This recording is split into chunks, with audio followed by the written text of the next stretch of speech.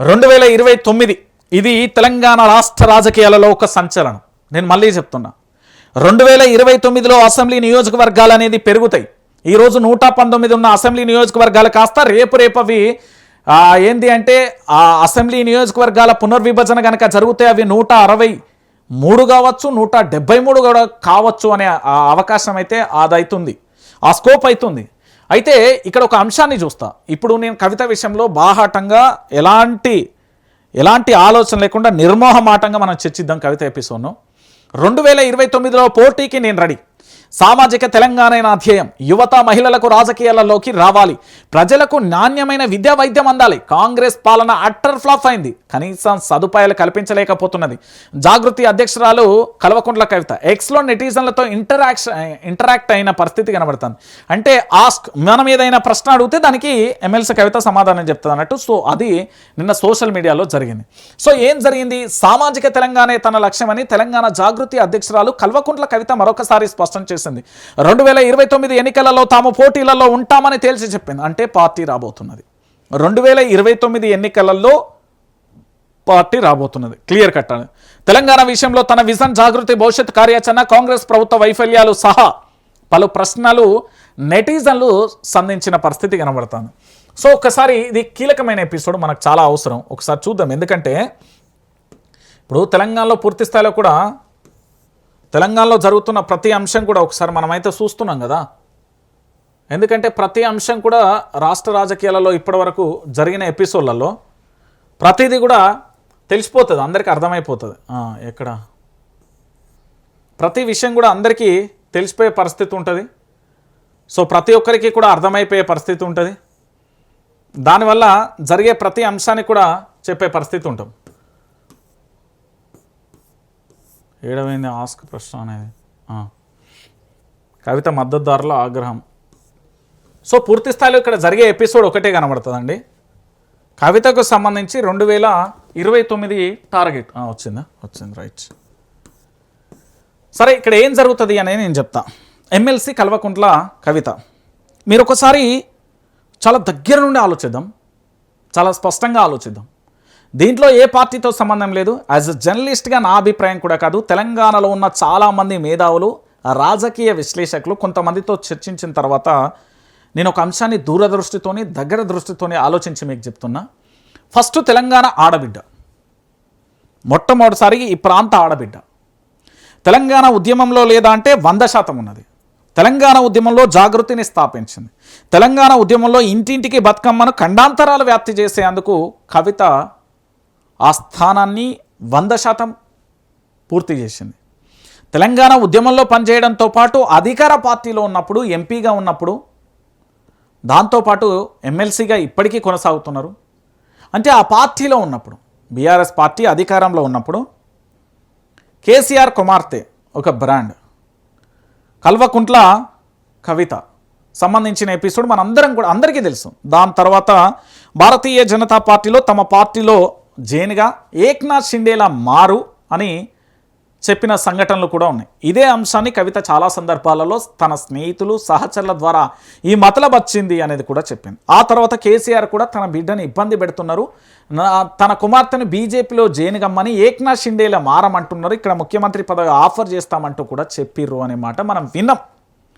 ఈ మాటలన్నీ వినకపోతే ఏం చేసిలు, లిక్కర్ అనే ఒక ఎపిసోడ్ను, దానికి కవితకి ఎలాంటి సంబంధం లేదనేది మొన్న జరిగిన ఏదైతే ఎఫ్ఐఆర్ పేజీలనే అలా అది కీలకంగా కనబడ్డది. దాని తర్వాత తప్పు చేయకున్నా కూడా తప్పు చేసిర్రా చేయలేదా అనే న్యాయస్థానం చూస్తుంది. సో మొత్తానికి మళ్ళీ బయటకు వచ్చిన తర్వాత ప్రజాక్షేత్రంలో ఇక కవిత రాజకీయ భవిష్యత్తుపై నీలినీడలు అనేది కనబడ్డది.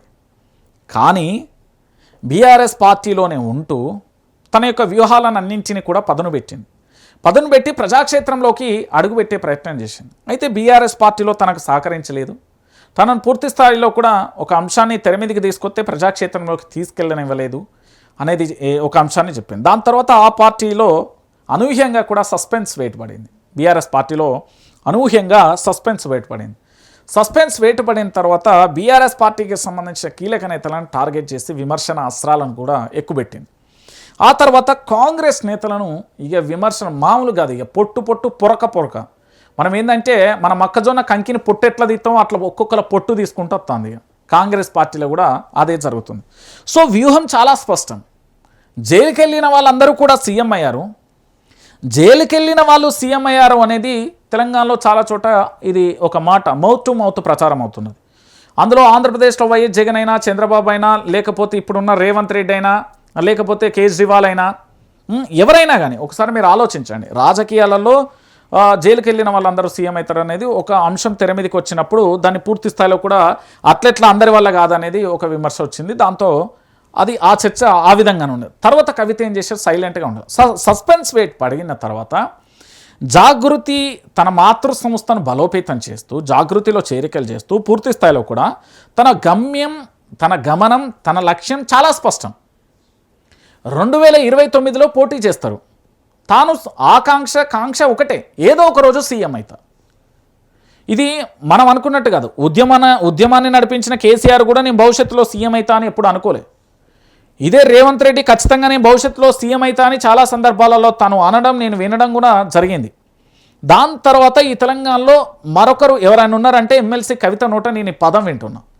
నేను మళ్ళీ తెలంగాణ రాష్ట్ర రాజకీయాలలో నేను సీఎం అవుతా అంటూ ఫుల్ కాన్ఫిడెన్స్గా చెప్పడమే కాకుండా ఏంది అంటే ఎముకలు కొరికే అంత శైలి ఉన్నది. ఈ శైలిలో ఆదిలాబాద్, నిజామాబాద్, కరీంనగర్, వరంగల్, నల్గొండ, హైదరాబాద్ దాదాపుగా 13-14 జిల్లాల పర్యటన పూర్తయిపోయింది.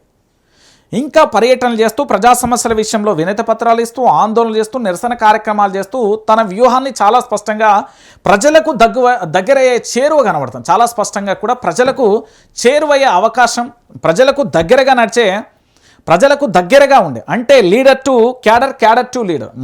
ఏంటంటే డైరెక్ట్గా కూడా ఒక వ్యక్తిని కలిసి వారితో మాట్లాడి వారి సమస్యలు విని వాటిని ప్రభుత్వం దృష్టికి తీసుకెళ్లడమా, లేదా వాళ్ళు నోట్ చేసుకోవడమా, దాన్ని ఒక రికార్డ్ చేసుకోవడమా, లేకపోతే దాన్ని ఒక లైబ్రరీలా అన్నింటినీ ఉంచడమా, రేపు భవిష్యత్తులో వాళ్ళ కార్యాచరణలో ఏముందో మనకు తెలియదు. ఒక నాయకుడి యొక్క ఆలోచన 1,00,000 ఉంటాయి. కొందరేమో అధికారం వచ్చిన తర్వాత నెరవేరుస్తామంటారు, కొందరు ప్రభుత్వం మీదకి తీసుకెళ్లి నిరసన వ్యక్తం చేస్తారు, కొందరు ఈ సమస్యను ప్రజాక్షేత్రంలో ఎలివేట్ చేస్తారు, అంటే చూపించే ప్రయత్నం చేస్తారు. ఇట్లా ఎవరి ఆలోచన వాళ్ళు ఉంటుంది. కానీ చాలా స్పష్టంగా కూడా 2029లో పోటీలో ఉండటం అనేది మొదటి మాట. ఇప్పుడు పోటీ, తర్వాత కుర్చీ, తర్వాత సీఎం, ఇది ఖాయం అనేది చాలా మొండి ధైర్యం. మొండిగట్టం అంటారు చూడు, అమ్మో ఈ పిల్ల మొండిగట్టం అని చిన్నపిల్లలను మన ఊళ్ళల్లో అంటాం కదా, మొండిగట్టాలు ఉంటారు కొందరు. పట్టిన పట్టు పట్టరాదు, పట్టిన పడు ఉడవరాదు, ఉడుం పట్టు పట్టింది అన్నట్టుగా కవిత చాలా స్పష్టంగా కూడా క్లియర్ కట్గా తన యొక్క వ్యూహంతో అయితే ముందుకెళ్తుంది. సో మొత్తానికి ఏది ఏమైనప్పటికీ కూడా భవిష్యత్తులో కాంగ్రెస్ పార్టీకి సంబంధించిన నేతల కబ్జాలు, కాంగ్రెస్ ప్రభుత్వం చేస్తున్న అరాచకాలు అన్నింటిని కూడా కవిత బాహాటంగా బయట పెట్టాలని కోరుకుందాం. సో మొత్తానికి ఆడబిడ్డ అయితే ప్రజాక్షేత్రంలోకి వచ్చింది. ఏం చేస్తుంది, ఎలా ముందుకెళ్తుంది, ఏం కథ అనేది చాలా క్లియర్గా లైన్ కనబడ్డది. ఓ పక్కన జాగృతి, జనం బాట అనేది నడుస్తుంది, జాగృతి జనం బాట అనేది. నెక్స్ట్ కార్యాచరణ ఏముండబోతుంది, ఎలా ఉండబోతుందేమో కానీ ఇటో పక్కన బీఆర్ఎస్ ఏంది అంటే క్రికెట్ గ్రౌండ్లో 6 ఆడుకున్నట్టు కాంగ్రెస్ పార్టీని ఆడుకుంటుంది. ఓ పక్కన బీజేపీ కూడా ఇప్పుడిప్పుడే కళ్ళు తెరిచి పూర్తి స్థాయిలో, ఎందుకంటే వాళ్ళ సెంట్రల్లో నేతలు వాళ్ళు తిరుగుతున్నారు, వాళ్ళు ఆడుకుంటున్నారు. ఇప్పుడు ఆడబిడ్డ పూర్తి స్థాయిలో రేవంత్ ప్రభుత్వం మీద పోరాటం. 3 పార్టీలు ఎట్లా రేవంత్ సర్కార్ను గద్దెదిస్తాయి అనేది మనమైతే వేచి చూడాల్సిన పరిస్థితి కనబడుతుంది.